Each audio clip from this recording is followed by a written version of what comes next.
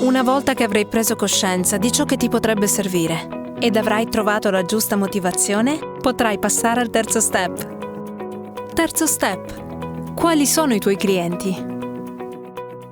È fondamentale capire quali saranno i clienti della tua attività. Immagina la tua clientela ideale chiedendoti: quali sono le loro esigenze? Dove vivono? Quanti anni hanno? Possono acquistare facilmente i tuoi prodotti? Effettuano acquisti durante tutto l'anno o sono clienti stagionali? Ti do un piccolo suggerimento. Contatta alcuni dei tuoi clienti per email o telefonicamente per scoprire le loro aspettative sui tuoi prodotti, su quanto sarebbero disposti a spendere per acquistarli e con quale frequenza. Usando i nostri strumenti, crea i tuoi questionari per conoscere meglio il tuo target di clientela. Quarto step: analisi della concorrenza.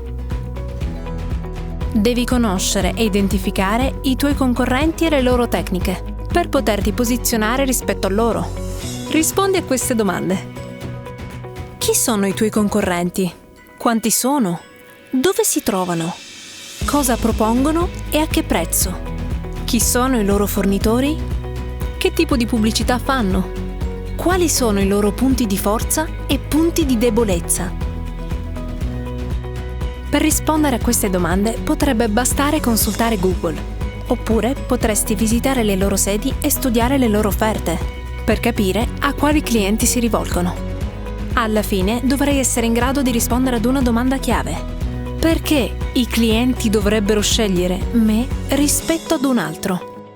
Non dimenticarti che noi siamo qui per aiutarti e se hai bisogno puoi prendere un appuntamento con Microlab. Ti affiancheremo un mentor che dedicherà il suo tempo ad accompagnarti nello sviluppo della tua impresa.